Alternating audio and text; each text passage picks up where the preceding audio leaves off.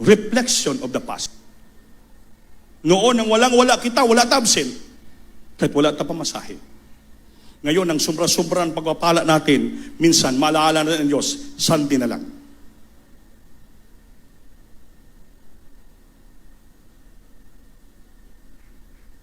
Question yourself. Sabi ni Biblia, examine yourself whether you are in faith or not. Eksamina yung sarili kung ikaw ba'y lumalakad pa sa pananampalataya sa pagto o wala. O base, maging reprobate na tayo. Hindi natin mabantayan. We cannot discern what is good or bad in our life in serving the Lord. Kaya gawin nyo, i-recap. Para maibalik ang unang pag-ibig mo sa Diyos. Yung sinabi ko sa inyo, what are the signs of living my first love for God? Ano yung mga sign na nawala na natalikuran na natin ang ating unang pag-ibig sa Diyos? Mas maganda pa pala na wala kang pera. Mas maganda pala wala kang trabaho. Mas maganda pala wala kang tinapos. Kaya magsumikap ang sumamba. Madali ka mapuspos ng Holy Spirit. The grabing pag-ibig mo, unang pag-ibig sa Diyos. Ngayon ang tinubag na sa Diyos ang ating panangin, giplastar na tayo ng Diyos. Ang sana ang ating unang pag-ibig sa Diyos. Halos di na natin madama ang presensya. Kamusta ang ating paglilingkod sa Diyos? Kamustahin mo. Kamusta? You replace God in His throne, in your throne of your life. You replace the really God. Ang Diyos na totoo, na sa puso natin, parang pinalitan na natin ng mga Diyos-Diyosan. You replace ang totoong Diyos sa puso natin na nanahan ka nagbigay grasya biyaya sa atin, minsan parang pinalitan na natin ng mga Diyos-Diyos. When we speak of God, hindi lamang yung God na Diyos sa langit, duwaman ang Diyos sa Biblia, gamay, maliit na G at malaking G. Yung malaking G, God sa langit po yon. Supreme being. Yung maliit na G, yan ay God of this world. Diyos sa lupa, sa sanlibutan, yan po ang demonyo. Baka pinalitan na natin ang totoong Diyos na malaking G sa puso ng mga Diyos-Diyosan sa lupa. Ano yon? Inuuna mo pa yung enjoyment, yung pag-ipag-companion sa labas to your friend. Sobrang pag-ipag-uyon mo sa imong sanlibutan kaibigan, dinudiyos mo sila.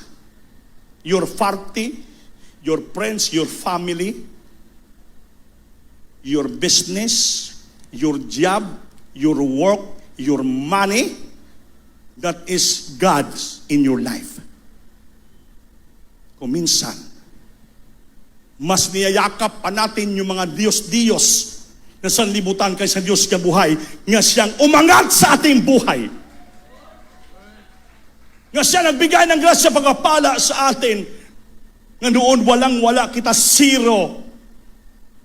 Kaya mga minamahal, you have to look out. Isipin natin.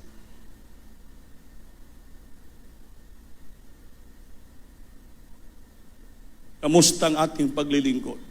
Maliban lamang sa mga iba dito nga mainit sila. O yung mga palamig-lamig yun, maramdaman mo yan. Pinalitan mo na yung totoong Diyos sa puso mo ng mga Diyos-Diyos sa sanlibutan. Ang tanong ko, pagdating ng rapture, pagtunog sa tapusan at trumpita ng Diyos sa langit, when the last trump of God will sound with the voice of the archangel, makarinig ba tayo kung wala na yung totoong Diyos na nanaan sa puso natin? Pinalitan na natin ng maliit na Diyos, ng maliit Diyos. Ang pangutan, ang tanong ko, sigurado ba tayo na makarinig? Wala man nagsagot. Sigurado ba tayo na makarinig tayo? ng panawagan ng Diyos, kung pinalitan mo sa puso mo yung totoong Diyos, pinalitan mo ng maliit na Diyos, yung Diyos sa sanlibutan, nga mas busy ka pa sa mga sanlibutan, bagay sa sanlibutan ka sa Diyos. Saan na tayo, mga minamahal? Ito po yung preaching ko na to, pang paalaala lang. It's a wake-up call para magising na po tayo. Wake-up call. Panggising na pagpanawagan. Kaya minsan ito nabantayan. Sa sobra ng pagpapala ng tao, hindi maliiwasan yan, makalimutan ang relasyon sa Diyos. Minsan mga tuwiran pa tayo. Mabait naman ang Panginoon. Kaya maunawaan naman Diyos yan. Kahit sandi lang ako magsamba. Maunawaan ng Diyos yan. Ang Diyos kasi mapagmahal eh. Pag-ibig ang Diyos. Kaya maunawaan niya yan. Anong sabi ni Brother Joy Andoy? Si Brother Joy Andoy, kilala ko po yon. Sa Bayugan City pa kami na-assign from Surigao. Mga Andoy family doon yun. Sundalo yan. Kilala namin sila. Mainit siya. Kaya sabi niya kanina, hindi sila magkasundo yung asawa. Yung beloved wife niya, walang panampalataya. Nag-retired si Barjoy Sundalo, walang binigay nga 5 sentimo sa church. Dahil lon-lon, bulawan. Puro obo sa lon. Sabi ni Barperi, membro daw siya ng ano yung sinabi kanina? Membro siya ng London. Barperi, ano ba yung sinabi mo? Membro ka ng ano? Ha? London? Ha? Ha? Purlon?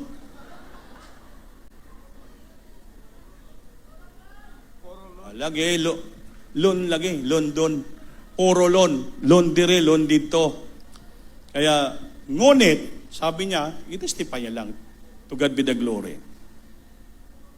Nung pinangaral natin yung pagbibigay na sobra sa insakto, masakit yun. Marami nag-question dito eh. Between may kapulo, 10 piso, 10%, dugangan pa ng another 10%, may masobrahan pa. Wala tayong makain yan. Mayroon nag-question yan. Hindi na daw panglangit yung turo na yan. Hindi panglangit. Basa sa Biblia, sa Merpere. Binasa niya ta ng Biblia, yung nabasa niya ta, nasa Biblia eh. Yung Lucas 38, sobra sa insakto yan. Exodus 36:5, sobra sa insakto yan. Yung turo ng Panginoon sa mayaman, sobra sa insakto eh.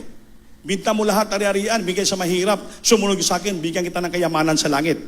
Pag sumunod ka, matupad yun. Hindi sumunod yung mayaman ng bata, kaya sabi niya, mahirap talaga mayaman makapunta sa langit, sabi ng Panginoon. Yun. Dito, nagpapayaman ang Diyos. Nung sinunod ni Barpere, anong sabi, testify niya? Mahirap. Sinunod niya. Nagkaroon siya ng panampalataya. Wala siyang sapat ka trabaho. Trabaho niya, halos part-time lang. Ahinte ng sasakyan. Hindi naman palagi maraming tao kumukuha sa iyo ng dump truck diyan o masasakyan. Wala man. Pero sabi sa anak niya, twin, sundin niyo lang ang kalooban ng Diyos. Magpagamit kayo ng sincero sa gawain sa iyo pagsupak-supak yan. Isa yan. Because to obey is a blessing. Ang pagsunod ay pagpapala. Ang hindi pagsunod ay sumpa. Sumunod yung mga bata niya. Patuloy sila. Naglingkod. Nag-eskwela mga anak nila. Puro scholar. Walang gastos. Grabe yung Panginoon. Totoo yung pagbibigay. Sabi niya, totoo yung pagbibigay. Subasa eksakto. Binalita ng Diyos. Anak niya, pinaaral, nakatapos ng college. Ngayon, mga professional na. One time lang, take 1 lang yung exam sa brokerage. Anak niya isa, one time, take 1 lang, pasado sa professional. Ngayon, may mga trabaho na. So, totoo ang pagbibigay. Pinatotoo niya. Hindi sinungaling ang Diyos, totoo. Pag sumunod ka, sabi sa Biblia, a blessing if you obey the commandments of God, the statutes, and the will of God. A blessing. But if you disobey the commandments of God and all His statutes, curse is a curse. Sumpa. Kaya nga naman, mutipas ka. Mupunta ka sa laing mga Diyos. Yun sabi, mga laing Diyos. Muy tipas ka sa laing nga Diyos. Ano yun? Yung mga Diyos sa sanlibutan. Hindi ka sumunod sa totoong Diyos, inalis mo, pinalitan mo yung totoong Diyos sa puso mo, hindi ka sumunod. Kaya pinalitan mo yung mga piki, maliliit nga mga Diyos. Kaya, ang pagpapala, alisin sa iyo ng Diyos. And bakit? Inalis mo sa tamang lugar ang totoong Diyos sa puso mo. Pinalitan mo ng mga Diyos sa sanlibutan. Your friend, your family, your business, your job, everything, sanlibutan, kakalingawan. Iyon ang mga Diyos of this world. Naintindihan nyo ba? Kaya hindi masama magtrabaho because you need to earn. Hindi masama maging negosyo because you need to earn a living. Hindi masama makatapos eskwela because kailangan mo maging professional ka. So that pag-apply ko magkatrabaho to help to support your family. Ang sa ibig ko sabihin, dahil Kristiyano tayo, kaya tinawag ang Kristiyano, Christian. Ano ba ibig sabihin ng Christian? Ang word Christian came from the word Christ. Pag tinanggap mo ang Panginoon sa puso mo, nananasa po si Kristo, ang tawag sa iyo, Christian. Amen? Kristiyano. Kung Kristiyano ka, hindi ka nagpapasting, hindi ka nagbibigay, puro ka lang kain, ang tawag sa imo, Christian. Amen. Amen. Kaya dalawa may Christian, si Kristo na naan sa puso. Meron namang Christian, yung mga Kristiyanong hindi nagpapasting. Kasabihin, si Kuya hindi nagpapasting, nakinang dyan eh. Alam naman sabihin ko sa inyo, magkapatiran, bukas magpasting na ako. Kung sabihin ko siya magpasting ako bukas, sabihin, kukontrahin tayo sa Biblia. Kaya kailangan magpasting ka, wag mo dapat sabihin sa ibang tao. Sikrito lang, pumasok ka sa kwarto, manalangin ka sa Diyos. Maghilamos ka pa nga ng buka mo eh. Paglabas mo sa kwarto, maghilamos ka daw, maligo ka. Wag mo ipakita doon sa labas, ka parang nagasimangot ka, parang gutom na gutom ka. Parang nagplastikan. Ayaw ng hypocrite po yun. Kahit nagpapasting ka, huwag ipakita na maluya ka, mahinga ka, maligaya ka pa rin. Dahil ang Diyos na naman nakaalam, nagpasting ka eh. Hindi man yung mga tao pinapakitaan mo, nagpapasting ka. Tapos ang kain mo pala, 1 meal pa lang. So maging plastikan tayo. Amen? Sa ating mga ginagawa, how we obey, kung paano natin ginusunod ang kalooban ng Diyos, diyan tayo pagpapalain. At walang tao makakita. Basahin mo nga, Barntony. Deuteronomy chapter 11, verse 27 and 28. Basahin natin. Praise the Lord. Sa aklat ng Deuteronomeo, Kabanata 11, ang talata ay 27 hanggang 28. Ang pagpapala, kung inyong didinggin ang utos ng Panginoon ninyong Diyos, na aking iniutos sa inyo sa araw na ito. Amen. 28. At ang sumpa, kung hindi ninyo didinggin ang mga utos ng Panginoon ninyong Diyos, kundi kayo'y lilihis sa daan na aking iniutos sa inyo. Lilihis sa daan. Sa araw na ito, upang sumunod sa ibang mga Diyos na hindi ninyo nangakilala. Amen. Everybody praise the Lord. Pag hindi ka sumunod, sumpain ka. Ililihis ka pa, pupunta ka pa sa ibang Diyos, hindi mo nakilala. Ano yon? Yun ang sinabi ko kanina. Mas mahal mo pa, ginugugulan mo pa ng panahon ang iyong barkada, ang iyong mga kaibigan, ang iyong mga pamilyang sanlibutan, ang iyong mga transaksyon, sa oras ng panambahan. Yun ang mga Diyos na wala mo mailhan, makilala. Hindi mo alam, binibira ka ng kaaway. Gusto ng demonyo, papalitan niya sa puso mo yung totoong Diyos. Siya ang papalit. Para ano? Hindi mo masunod ang totoong kalooban, kautusan ng Diyos. So ang dating sa Kristiyano, sumpa. Hindi pagpapala. Amen ba? Kaya ngayon, paano natin maibalik? So sabi ng Biblia, regain your first love to the Lord. Regain or restore. Regain, ibalik natin. Restore, regain the same meaning. repress, ibalik natin. Alalahan kasi, sabi ng Biblia, the sign of living a first love for God. Living, pinabayaan mo. Pinabayaan mo na ang unang pag-ibig mo sa Diyos. Ngayon, anong sinasabi ng Biblia with regards of first love? Revelation chapter 2, verse 4 up to 5. Basahin natin. Nakikinig ba kayo? Praise the Lord. Sa aklat ng Apokalipsis, Kabanata 2, ang talata ay 4 hanggang 5. Ngunit mayroon akong laban sa iyo, na iyong iniwan ang iyong unang pag-ibig. 5. Kaya't alalahanin mo kung saan ka nahulog, at magsisi ka at gawin mo ang iyong mga unang gawa. O kung hindi ay paririyan ako sa iyo, at aalisin ko ang iyong kandelero sa kanyang kinalalagyan, maliban na magsisi ka. Everybody say, praise the Lord. Mayroon laban ang Diyos sa atin. Sabi dito,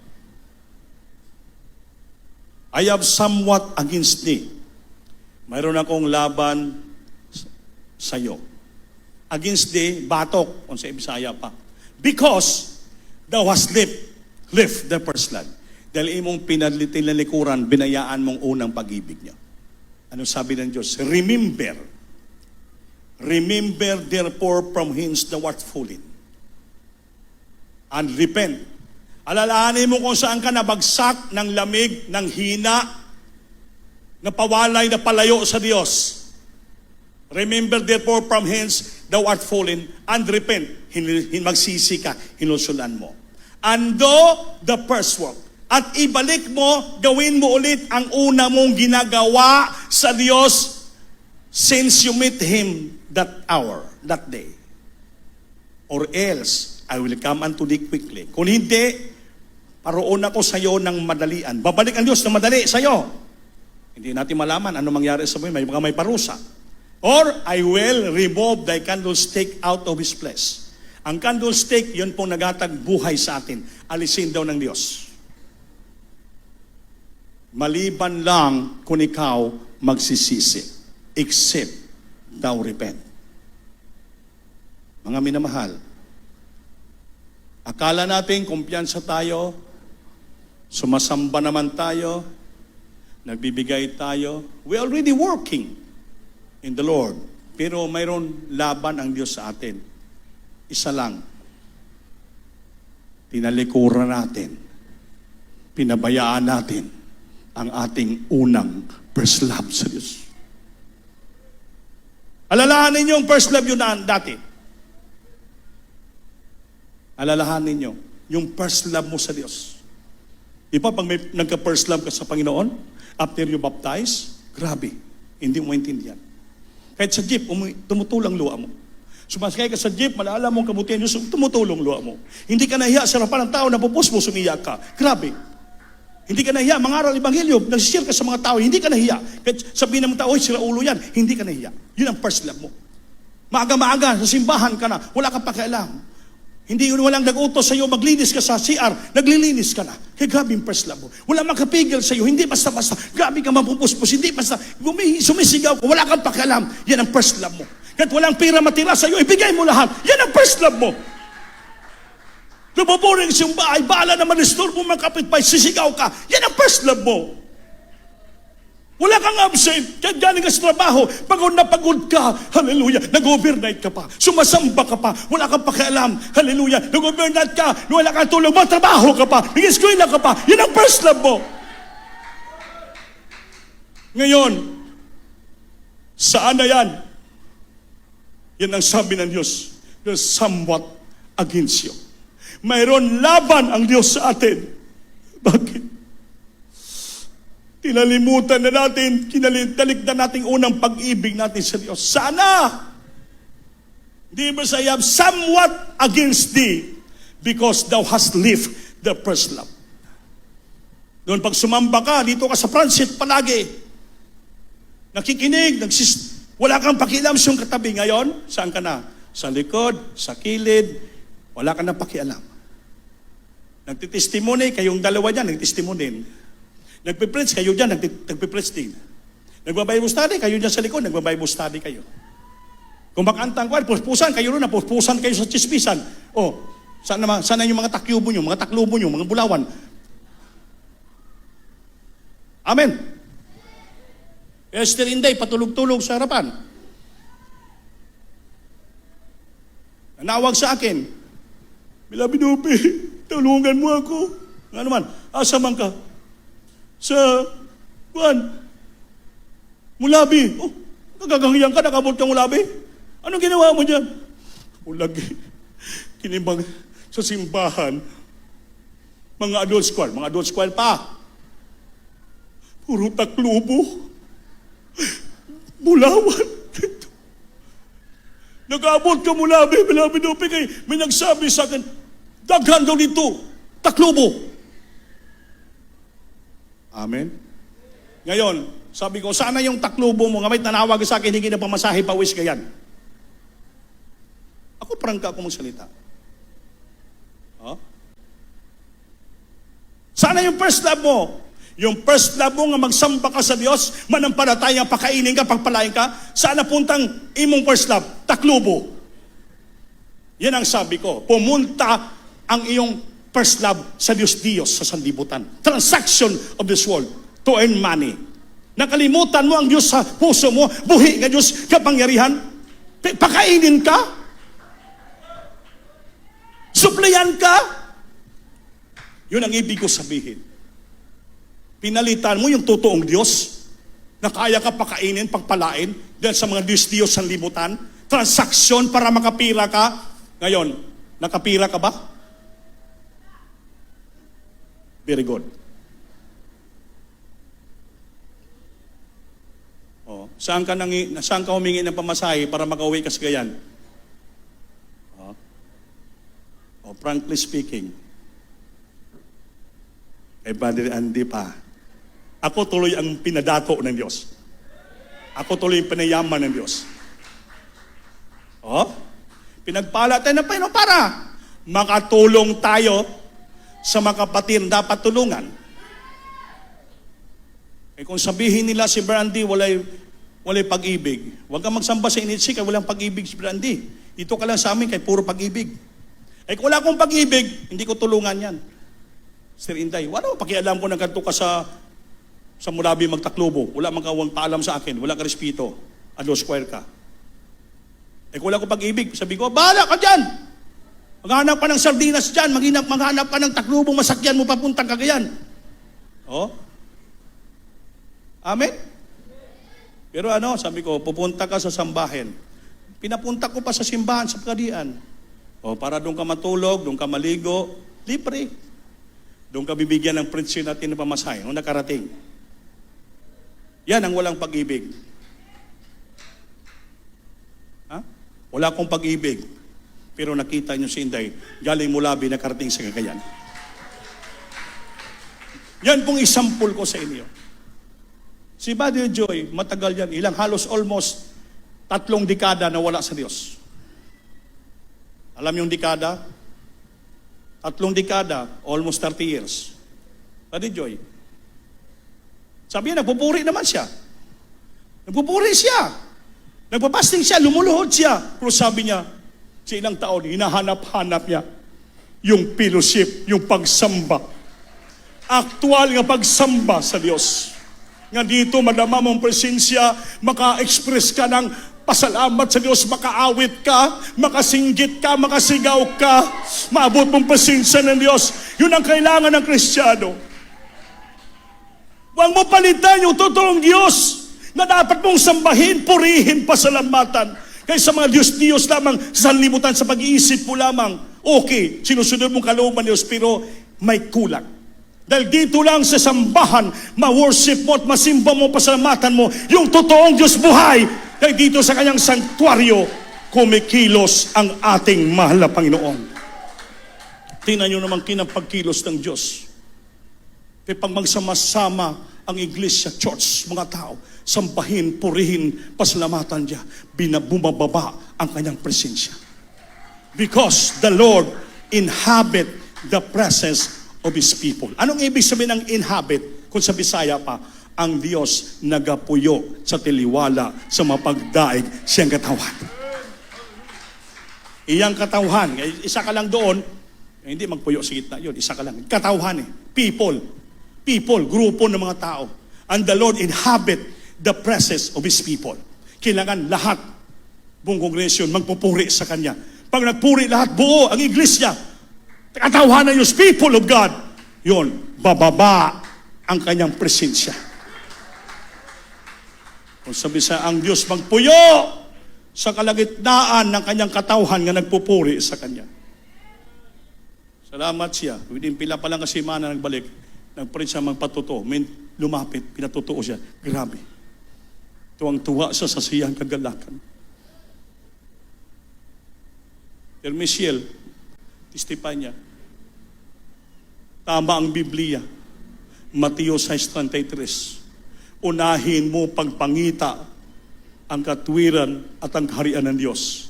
At lahat na pagpapala, idaragdag ng Diyos sa iyo. Kaya na nag-istorya kami ni Brother Lim. At testimony ko lang to. It's a part of our teaching. Sabi ko, saan man si Badirapi? Yan, darating pa lang. Kung bakit hindi nagpasting? Busy sa trabaho, negosyo. Sabi ko, pag choir member ka, ang iyong responsibilidad at duty. Pag every Holy Supper, kailangan mag-overnight ka para makakanta ka, patakaran yon. At kailangan mag-fasting ka. Patakaran para ma-refresh, ma-revive ka. Hindi ka nag-overnight, hindi siya nag-overnight dahil lang negosyo para makapira. So, hindi nag-overnight, nagkamali ka na sa Diyos. Dahil para maka-earn ng kwarta, hindi pa nag-fasting, nakalabang ka na sa patakaran sa choir. Hindi siya nagkakanta, namimiss mo yung blessing. Nasabi sa binasa na kanina, ang sumusunod na gatuman ay pagpalain. So wala man ka nagtuman, wala ka nag-obey, so wala yung pagpapala. Mateo 6:33, wala mo giuna, gipangita ang katwiran at karen Diyos, wala sa idadagdag siyang papapala. So nag-trust ka sa iyong sariling pagsumikap. Yung Diyos yun. Dinudiyos mo yung sarili mong pagsisikap. Sanlibutan. Pinalitan mo yung totoong Diyos sa puso mo, nga pagsundin mong kalooban niya, may pangako siya, to obey is a blessing. Unahin mong kariyan, pagkatuwiran niya, hanapin ang lahat ng bagay, idaragdag ng Diyos sa iyo. So wala ka ng panampalataya. Pinalitan mong totoong Diyos na may pangako sa iyo sa puso. Pinalitan mo ng mga Diyos sa sanlibutan. You trust in yourself. Dinudiyos mo yung sarili mo at ang sanlibutan yung pera. Namimiss mo ang kalooban ng Diyos. Kaya, maminamal, tayong Kristiyano, ang binabasihan natin dito, yung Biblia. Bible-based tayo. Basihan nyo palagi sa iyong transaksyon, sinong negosyo, trabaho, sa ang Biblia. Kailangan, sa bawat trabaho mo, negosyo mo, kapartner mo ang Diyos. In the name of Jesus. Sundin mo ang kanyang kalooban. Sundin mo ang kanyang statutes. Sundin mo ang lahat ng kasuguan. Basihan mo. Hindi ayaw pagsandig sa sarili mong pag-unawa. Ayaw pagsandig sa sarili mong pang-sumikap. Sa iyo yung sabi ng tao sanlibutan, mga taga sanlibutan lang yan. Sikap tao at tulungan ka ng Diyos. Mali yun. Sa Biblia iba. Unahin mo pagpangita ang katwiran karen Diyos. At ang lahat ng bagay, anong lahat ng all things? Lahat na isipin mo pangailangan mo sa bahay. Bigas, ulam, pambayad sa kuryente, ilaw, sibuyas, kamatis, bombay, bitsin. Sabi niya, lahat ng bagay. Pawang idaragdag ng Diyos sa iyo. Bakit ang salita idaragdag? Added. Dahil bakit? Mayroon ka na. Mayroon na kita sa atin. Kaya pag unahin mo ang Diyos, lalo kang pagpala. Dagdagan niyo sa mga pagpapala. Hindi ka pa magkasala. Nasunod mo. Because to obey is a blessing. to disobey the commandments of God and statutes. Sumpa. Mami na mahal, yan ang dahilan kung bakit nawawala yung ating unang first love sa Diyos. Kaya mayroon laban ng Diyos para sa atin. Wala nang first love natin. Ang first love natin napunta sa ating trabaho. Ang ating first love sa Diyos napunta sa atong negosyo. Ang ating first love sa Diyos napunta sa iyong kaldero. Lahat napunta sa iyong transaksyon. Napunta sa iyong barkada. Napunta sa iyong classmates. Napunta lahat sa libutan. Yan ang mga Diyos-Diyos na umagaw sa trono ng Diyos sa puso. Nakalimutan mo ang pangako ng Diyos. Kaya sabi ng Biblia, I have somewhat against thee because you left your first love. May batok yapon ang Diyos sa atin. Kaya matingala ka, bakit wala ko bitin ang pagpapala ko? Bakit? Isa lang yung ating kasalanan. We leave our first love to the Lord. Natalikuran na natin, nabayaan natin ang unang pag-ibig sa Diyos. Anong sabi ng Panginoon? Remember, therefore, from hence thou art fallen. Alalahanin mo, hinumdumi kung saan ka nabagsak. Saan ka nagkamali, saan ka nang lamig, saan ka nabihag ng Diyos sa libutan. At hinulsulan mo, pagsisihan mo. Ando the first work at ibalik mo ang una mong ginagawa sa Diyos. Kaya kung hindi, sabi niya, babalik ako ng madalian. Darating ang salot. And I will remove thy candlestick out of his place. Alisan niyo yung kandileryo sa ating lugar. Inagbigay ng kaligtasan sa atin. May pangako pa rin sa dulo. Except, maliban lamang kung ikaw yung magsisi, hindi ang tanggalin ang kandileryo ng buhay. Kaya maminamahal, at anong gawin natin? Basahin yung the book of Ephesians sa Revelation chapter 2. Nakita ng Diyos ang ilang pagsumikap, ang ilang pagsamba, ilang pagtrabaho, lahat, pagtulong sa mga hirap. Pero nagulat sila pag sabi, mayroon isang bagay ako laban sa inyo. Ano yun? Kasi trabaho sila. Nakalimutan na nila ang ilang unang first love sa Panginoon. Huwag niyo kalimutan, talikdan ang unang pag-ibig niyo sa Diyos, paminamahal. Huwag kang matulog na walang puri. Huwag kang umalis na walang puri. Huwag kang magliban sa gawain. Sabi naman ng pastor, kahit late ka, dumalo ka sa gawain. It is better late than never. Basta nakita ng Diyos, yung puso mo, eager, unable, unwilling, nga gusto mo masunod, sambahin ang ating Panginoon. Ang ginitingnan ng Diyos ito yung your sincerity, how you obey the commandments of God. Yun ang tinatanaw ng Diyos. Upang hindi mawala sa ating puso ang una tayong pag-ibig sa Diyos. Diba, naramdaman nyo yan? Pag wala na unang pag-ibig, sumasamba ka dito, napakalayo ng isipan mo. At mga testimony, halos hindi mo marinig. Napakaganda ng mga testimony, hindi mo marinig. Ang iyong puso, malayo na sa Diyos. Wala kang pakialam. Pero dito ka sa sambahan. Pero ang isipan mo napakalayo. Iyon. Wala na ang una mong pag-ibig sa Diyos. Hindi ka na makataas ng kamay. Hindi ka na makapalakpak. Hindi ka na makaimin. Wala kang pakialam. Holy Supper ngayon, hindi ka tumatanggap ng bread and wine. Kasi sa isip mo, hindi ako karapat-dapat. Ay natural naman. Wala namang karapat-dapat. Di alam mo yung ginawa mo kasalanan. Kaya nga sabi ng Biblia, remember. Alalahanin mo saan ka nabagsak. Saan ka na umpisa ng lamig, napalayo ka sa Diyos. Napalayo ka sa presensya, wala ka na kasunod sa kalooban ng Diyos. Then, pagsisihan mo ngayon. Magsisi ka ngayon. Magsisi ka ngayon. Kung baba ka, Lord, napakalayo ko na sa iyo. Nakalabag ako sa kalooban mo. Lord, salamat sa chance sa bigay mo sa akin. Patawarin mo ako, Lord. Then, ibalik mo yung una mong dating ginagawa.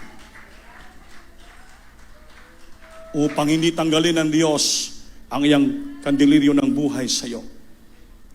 Babalik ang Diyos, maiwan ka. Sabi niya, or else I will do quickly.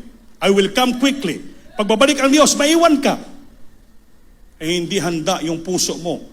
Hindi ka pa nakapagsisi. Maliban na doon magsisi ka, iligtas ka ng ating Panginoon. Sa oras na to, maminamahal, sa simpleng salita ng Diyos dawa, kausapin niyo yung isipan, yung sarili. Remember, alalahanin mo saan ka ng magdadapa na bagsak na